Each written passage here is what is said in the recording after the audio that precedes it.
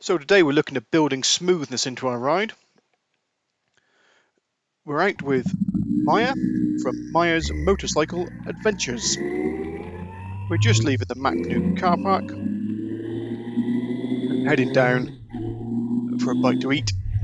But we're going to be looking at the road and reading it so that we can keep our bike in the most stable position. Now there is an opportunity to nick a bit of the other side of the carriageway, but we're not going to be doing that today. So we're still on our side of the road, but we're going to try and straighten these corners out as much as we can. So this is quite a good example of where we can see both left and right. We don't need to move the bike around so much in the road. So an upright bike is nice and stable. And as we look all the way down to the end, we can see something coming up.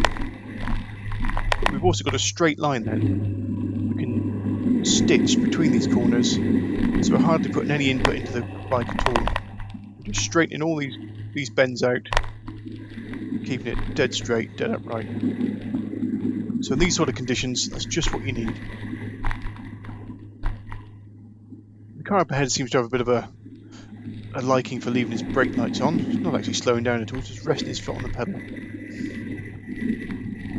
We've got to take that into account, because if they do suddenly have to stop, the brake lights are already on, so we might not pick that up as quick as we'd like to.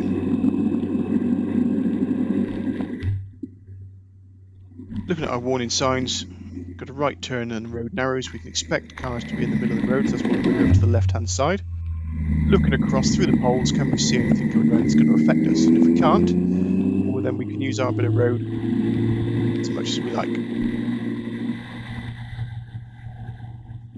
So again, the car ahead still got his brake lights on. We've got a left-hand corner coming up. We're looking for a cross view if we can see anything. And nothing was showing there, but it's always good to hunt those out. Okay, sign of a junction coming up. We can expect cars perhaps to be waiting at the junction, pulling out, so just keep that in mind as well as we approach that junction. As it happens, we're turning off right here. So now we're looking at what's going to stop us pulling into this junction. There's a big queue of cars coming along, so if we just roll up to the junction, sometimes this works nicely. You can just roll it, find the gap, and then you're not having to worry about starting off from a standstill whilst turning. You've already got the bike under control, and it's just a case of going when there's a gap.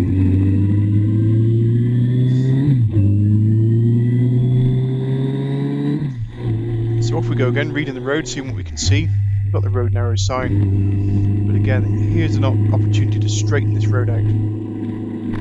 It's quite windy, but we've got that view all the way down the road, and there's no need for us to put our bike on a flip-flopping left and right, because we can just straighten it all out nicely.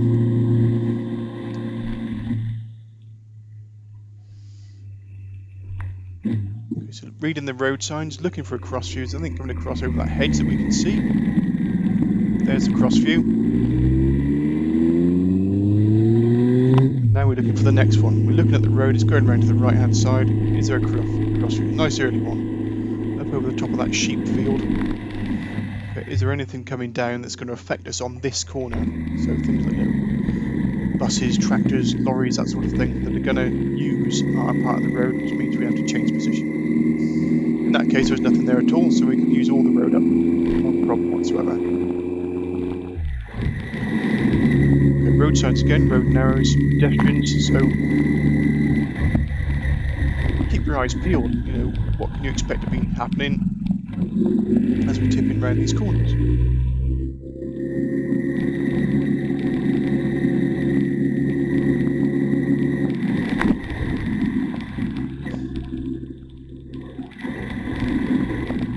So moving over to the left hand side of the right hand corner, checking if there's any cross views there we can utilise to see a little bit further around. And we're coming up behind a car now. So now we're starting to think, is there going to be an overtake on? When's the best opportunity for that to happen? I'm trying to already suss out that timing. So the road's quite narrow, nothing coming up. We've got to cross through there, nothing coming up at all. See the road goes round to the right and then round to the left. So let's overtake this car, but let's stay here for a bit. We can see what's coming on. There's nothing coming up towards us at all. So we can use our overtake position to blend us in to the left-hand corner, just smoothing that ride out nicely. So that we're just trying to minimise the inputs we give to the bike. So wet conditions, wet road. The least time we spend with the bike on its side, the better it is for us all. Okay, so as cars approach, we move away from them. But where we can, we straighten these roads up.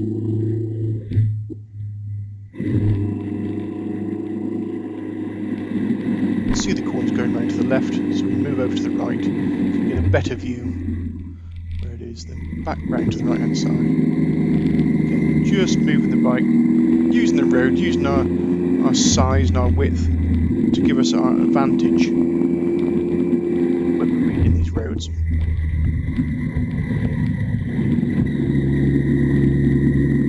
And there we are. Fantastic little ride that. Nice little stretch of road. Where you can straighten it out. Keep it straight, it keeps the bike upright, keeps the bike stable, keeps it safe.